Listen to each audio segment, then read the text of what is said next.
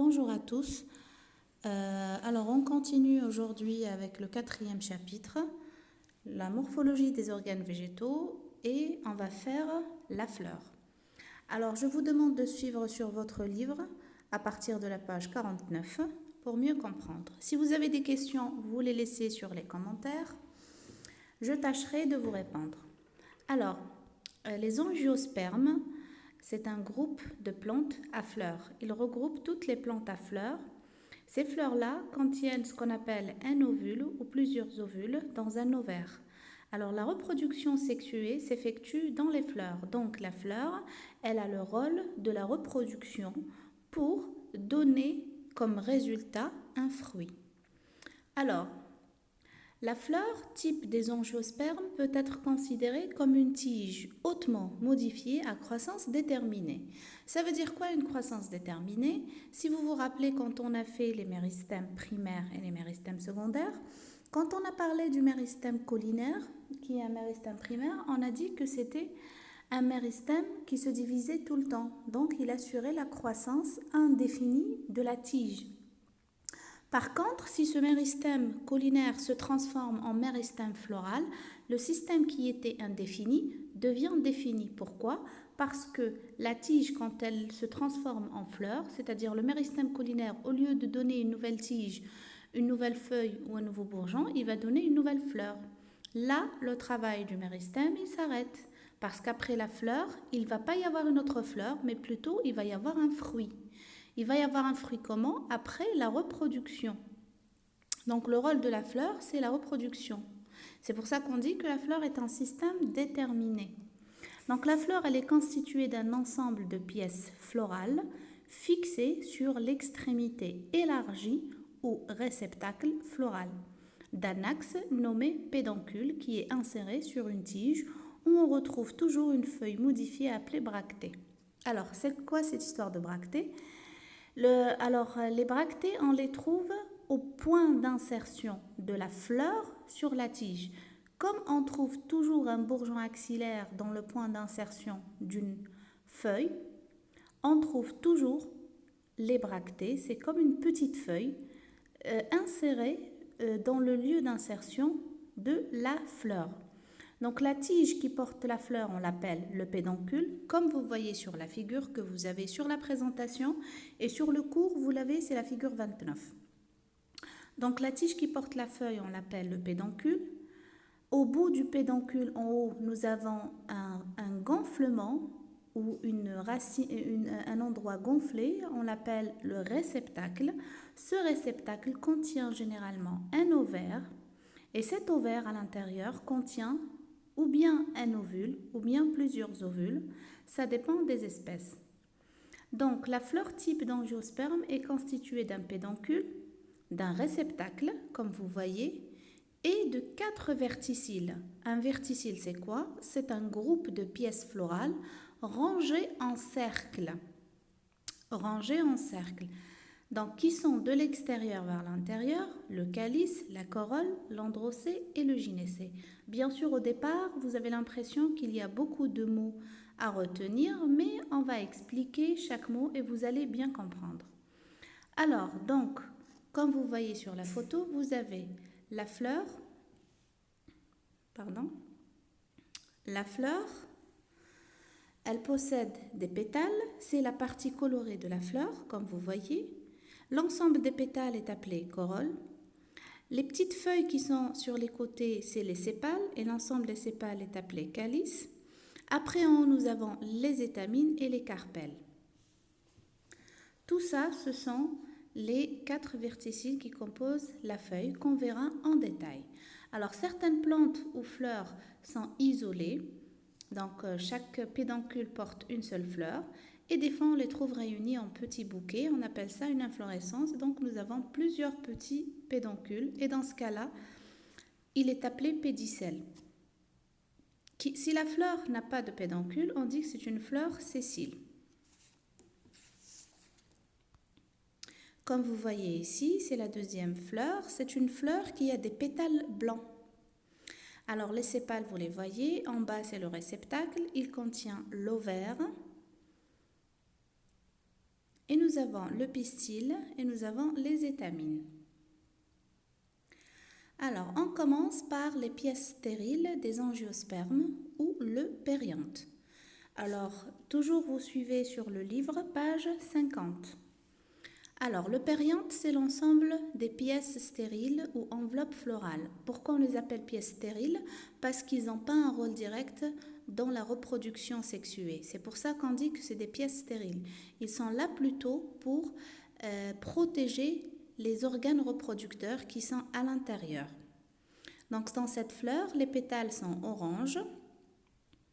Alors, l'ensemble des pétales, c'est la corolle et l'ensemble des sépales, c'est le calice. Alors, on commence par le calice. Donc, le calice, il est formé par l'ensemble des sépales. Il est généralement de couleur verte, d'aspect foliacé, c'est-à-dire il ressemble à des feuilles, situé à la base de la fleur. Il peut prendre différentes formes. Alors, si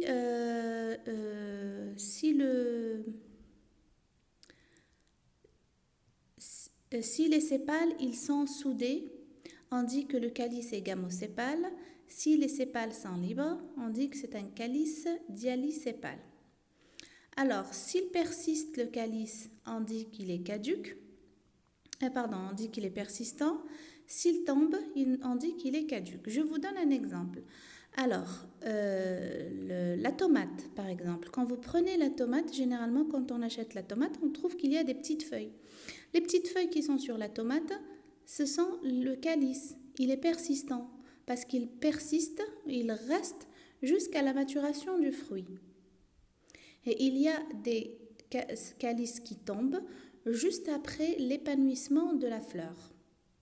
Je vous donne un autre exemple, les aubergines, الباذنجان الورق الخضر اللي تشوفوهم في الباذنجان هادو كيما تشريوه هذاك هو لو كاليس سي ان كاليس بيرسيستون c'est-à-dire ما يروحش حتى تنضج التمره. Alors, maintenant on passe à la corolle. Alors la corolle c'est la partie colorée de la fleur. Donc la corolle c'est l'ensemble des pétales, souvent vivement colorés. Donc les pétales sont situés au-dessus des sépales. On distingue des corolles de différentes formes. Alors là aussi, nous avons des pétales qui sont soudés et des pétales qui sont libres. Quand les pétales ils sont soudés, on dit gamopétales. Et quand les pétales sont soudés, on dit gamopétales. Et quand les pétales ils sont libres, on dit corolle dialysépale. Alors maintenant, je voudrais attirer votre attention sur des fleurs comme celle que vous voyez sur la présentation, Lilium longiflorum. Cette fleur-là, elle a des pièces toutes blanches. Alors, suivez sur le livre, toujours page 50. Lorsque les pétales et les sépales ont la même apparence, on ne peut pas distinguer entre eux. On appelle dans ce cas-là la pièce florale un tépale. Un tépale. Et l'ensemble des tépales est appelé périgone. Périgone. Alors, je répète, normalement dans une fleur, nous avons les sépales qui sont des petites feuilles de couleur verte et nous avons les pétales qui sont colorés. Alors, l'ensemble des sépales est appelé calice et l'ensemble des pétales est appelé corolle. Ça, dans la majorité des fleurs. Il existe des fleurs, comme vous voyez, qui ont des sépales et des pétales de la même forme et de la même couleur. Et donc, on ne peut pas les distinguer. يعني ما نقدروش نفرقوا بين les pétales ما نقدروش نفرقوا بين les sépales. جايين عندهم نفس اللون ونفس الشكل. لهنا, on ne peut pas dire ni pétale ni sépale. On dit tépale. Et l'ensemble, ce n'est pas calice ou corolle. L'ensemble est un périgone. Périgone. Alors là aussi, cette fleur, c'est la jonquille. Cette fleur-là ne possède pas de pétales ni de sépales, mais plutôt des tépales. Celle-là aussi, c'est une tulipe à périgone qui possède 6 tépales. Donc on ne peut pas dire que c'est des pétales ni des sépales. D'accord ? Alors, maintenant cette histoire de dialysépale et gamosépale. Alors, ça marche pour le calice et ça marche pour la corolle. C'est la même chose. Alors, pour le calice, ça veut dire l'ensemble des sépales. Quand les sépales sont soudés, comme vous voyez dans la fleur prime vert, la prime vert, elle a des sépales qui sont soudés. On dit que cette fleur, elle est gamosépale. Gamosépale. Si par contre, dans la fleur à gauche, Forsythia, les sépales ne sont pas soudés, on dit que cette fleur, elle est dialysépale. Là aussi, nous avons une fleur, la fleur mauve, Campanula barbata. Regardez bien, elle a les pétales collés. Donc, c'est une fleur qui a une corolle gamopétale. Gamopétale. Et à gauche, la fleur jaune, Potentilla recta, c'est des pétales qui sont libres, qui ne sont pas soudés. On dit que c'est une fleur qui a une corolle dialipétale. Alors, il y a un autre caractère. Alors, c'est le caractère de la symétrie. Comme vous pouvez voir, chaque fleur est écrit en bas, actinomorphe, zygomorphe, actinomorphe ou zygomorphe. C'est quoi cette histoire de symétrie? Alors, regardez bien. Alors, lorsque les sépales et les pétales présentent ce qu'on appelle une symétrie radiale, c'est-à-dire par rapport à plusieurs plans, on dit que la fleur est actinomorphe, comme la fleur A. Regardez bien, elle est symétrique par rapport à plusieurs plans, c'est-à-dire si on divise cette feuille par rapport à un plan vertical, à un plan horizontal, un plan transversal, peu importe le plan sur lequel on divise la fleur, elle reste toujours, elle possédera toujours deux côtés égaux, deux côtés pareils. يعني الزهرة هذه كيما نقسموها المحور اللي نقسموها عليه ديما كاين زوج جهات متساويين. الزهرة هذه نعيطوا لها actinomorphe parce que elle possède une symétrie radiale. La fleur B, comme vous voyez, elle possède une symétrie axiale, c'est-à-dire par rapport à un seul plan. Cette fleur-là, elle est dite zygomorphe. Comme vous voyez la fleur B, si on change le plan, on n'a plus de symétrie. Donc cette fleur, elle est zygomorphe.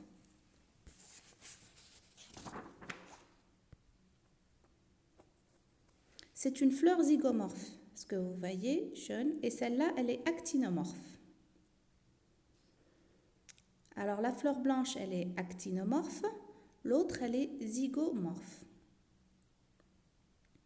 Comme vous voyez la fleur mauve, alors elle possède une symétrie radiale, une symétrie axiale, c'est-à-dire une symétrie par rapport à un seul plan, donc elle est zygomorphe. Et la fleur orange, elle possède une symétrie par rapport à plusieurs plans, donc on dit qu'elle est actinomorphe. Voilà, toujours les fleurs actinomorphes et les fleurs zygomorphes. Alors, on passe à la page 51, les pièces fertiles ou les organes reproducteurs qui sont directement impliqués dans la reproduction et composés de deux verticiles qui sont l'androcée et le gynécée. Voilà, comme vous voyez, alors les étamines sont composées de l'antère et du filet. L'ensemble des étamines est appelé l'androcée. Et l'ensemble des carpelles est appelé le gynécée. Donc les deux organes reproducteurs ou appareils reproducteurs, c'est le gynécée et l'androcée. L'androcée, c'est l'appareil reproducteur mâle. Le gynécée, c'est l'appareil reproducteur femelle. Alors, toujours suivez sur la page 51. L'androcée est l'organe reproducteur mâle de la plante formé par l'ensemble des étamines. Alors, c'est quoi les étamines? C'est ce que vous voyez là sur la fleur. Alors, ça, c'est une étamine. Elle est composée par la tête, qu'on appelle antère, et par le filet. Alors, ça, c'est une étamine. L'ensemble des étamines est appelé l'androcée. Alors, ces étamines-là, ils peuvent être disposées en spirale ou en verticille. En verticille, ça veut dire plusieurs cercles. en spirale, c'est la forme halazoniya بالعربية. Chaque étamine est typiquement constituée d'une partie inférieure, le plus souvent cylindrique, ostovania, grêle, ça veut dire rgiga, et allongée, cette partie-là on l'appelle le filet, assurant sa fixation sur le réceptacle, et d'une partie supérieure de forme très variable appelée antère. Cette dernière est généralement formée de 2 tecs. Alors voici les 2 tecs, les 2 parties, et chaque tech, elle est composée par 2 sacs polliniques. Chaque tech est composé de 2 sacs polliniques. La libération du pollen se fait par déhiscence des antères. Quand on dit déhiscence, ça veut dire l'ouverture. Fente de déhiscence, c'est-à-dire l'ouverture. Par là vont s'ouvrir les étamines et vont libérer les grains de pollen. Alors, les étamines, ils ont des formes très variées, ils ont des couleurs très variées. Il existe des étamines qui sont stériles. On les appelle les staminodes. Alors, on passe maintenant au gynécée, c'est l'organe reproducteur femelle. Le gynécée, c'est l'organe reproducteur femelle. Alors, il est composé de 3 parties, comme vous voyez. Filet, stigmate et style.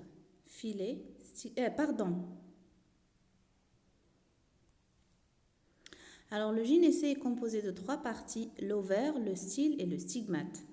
Pardonnez mon erreur. Alors, l'ovaire, il peut contenir un seul ovule ou plusieurs ovules. Le style, c'est un prolongement sur l'ovaire. Et le stigmate, c'est l'extrémité du carpelle. Alors, cet ensemble-là, c'est un carpelle et plusieurs carpelles constituent ou composent ce qu'on appelle le gynécée. Alors, pistil, organe reproducteur femelle de la plante, composé par un ou plusieurs carpelles. Alors, on dit le gynécée ou le pistil, c'est le même nom. Et le carpelle, c'est ce que vous êtes en train de voir. Plusieurs carpelles donnent ce qu'on appelle le gynécée. Alors, le carpelle, il est composé d'un ovaire, enfermant un ou plusieurs ovules, d'un style et d'un stigmate. Alors, toujours suivez sur le livre, page 52. Alors, dans la majorité des cas, la fleur possède à la fois un androcée et un gynécée. On dit que la fleur, elle est bisexuée. Donc, généralement, toutes les fleurs, la majorité des fleurs possèdent les 2 organes reproducteurs ensemble sur la même fleur. Dans ce cas-là, on appelle la fleur bisexuée ou hermaphrodite.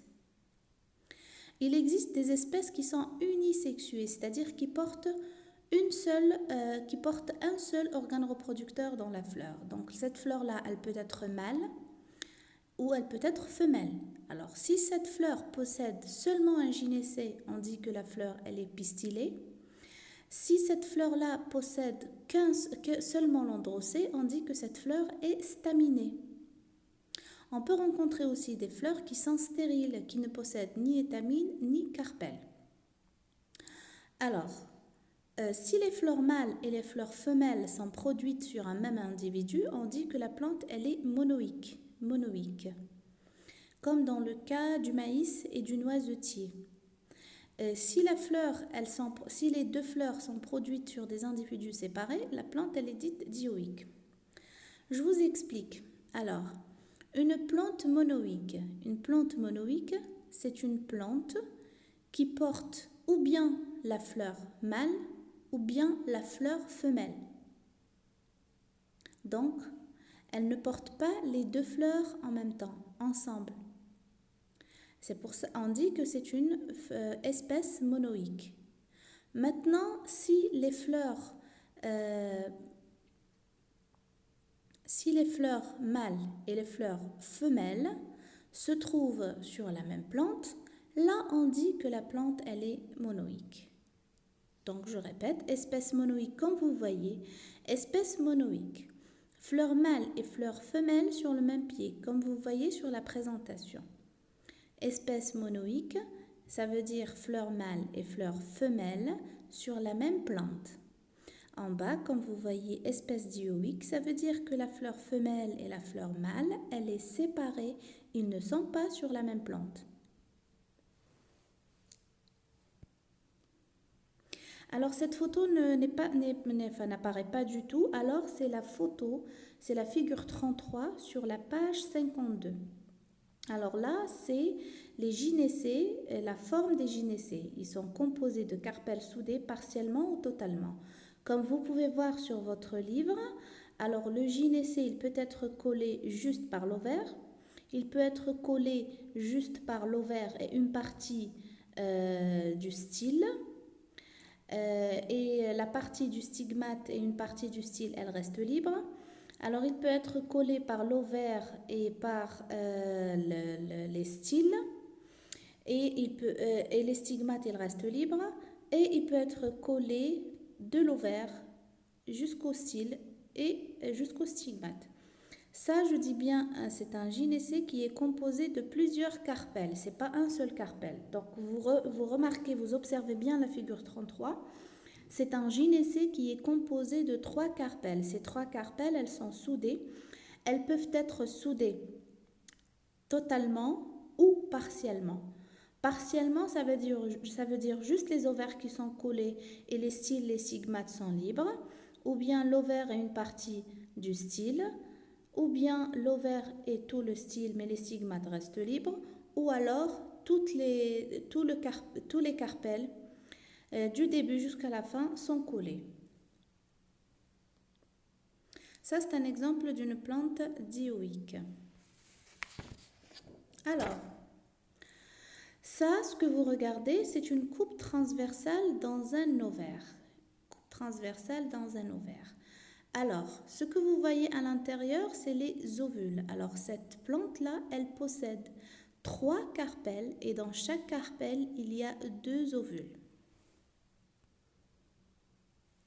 On passe maintenant à la placentation. Placentation.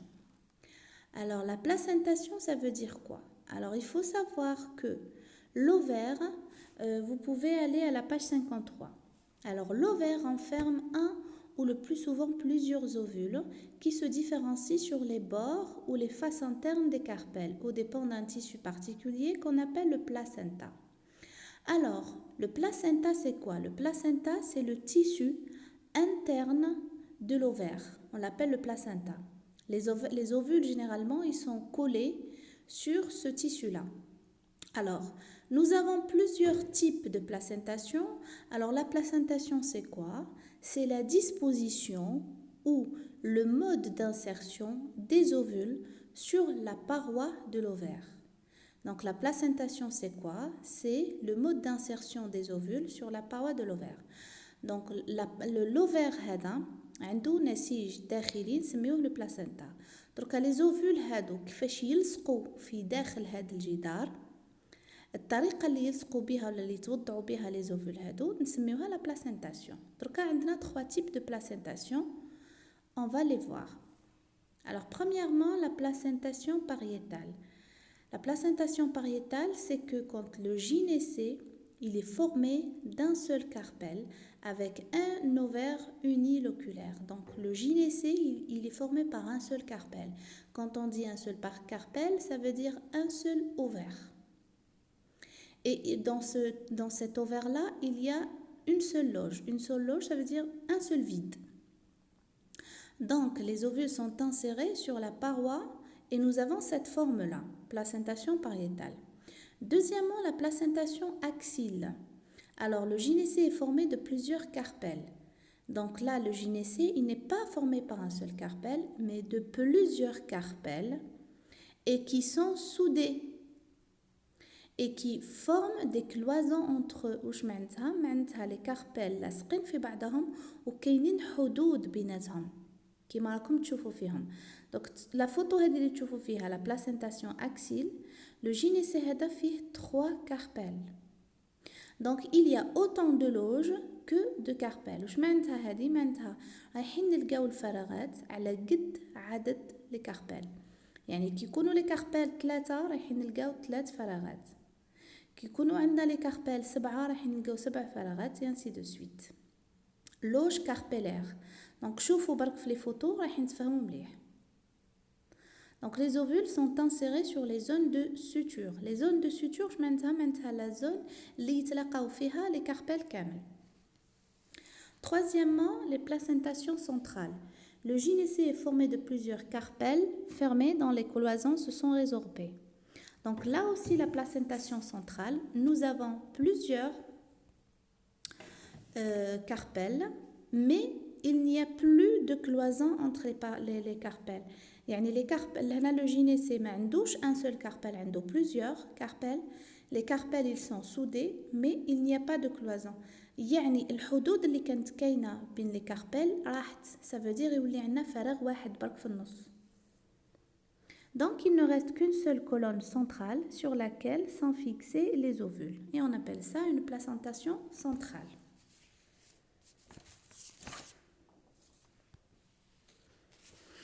La page 54.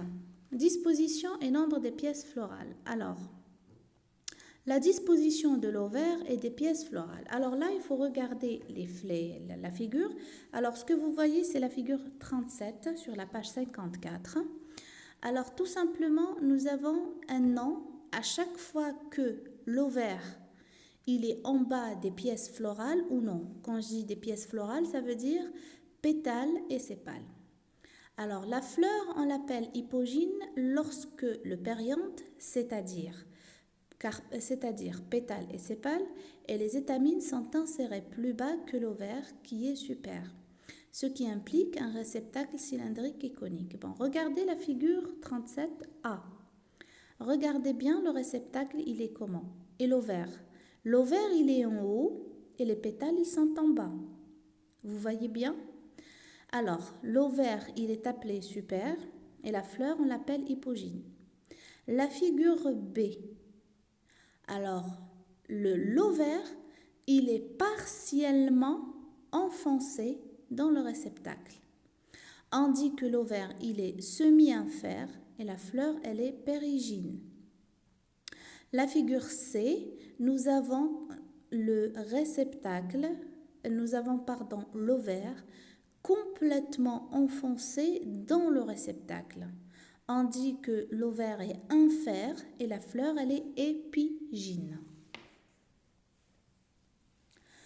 Maintenant, le nombre de pièces florales. Alors, le nombre de pièces florales par verticille varie également. C'est-à-dire, on peut trouver des fleurs trimaires. Ça veut dire quoi une fleur trimaire? Ça veut dire qu'elle possède 3 pièces de chaque verticille. Ça veut dire qu'elle possède 3 sépales, 3 pétales, 3 étamines, 3 carpelles, et ainsi de suite. Ça, c'est le cas des monocotylédones. Tétramère, pentamère, polymère, ça, c'est le cas des dicotylédones. Tétramère, ça veut dire que le nombre de pièces florales par verticille est 4. Pentamère, ça veut dire que le nombre de verticilles et de pièces par verticille est 5. Polymère, ça veut dire que le nombre est très élevé. Voilà et merci.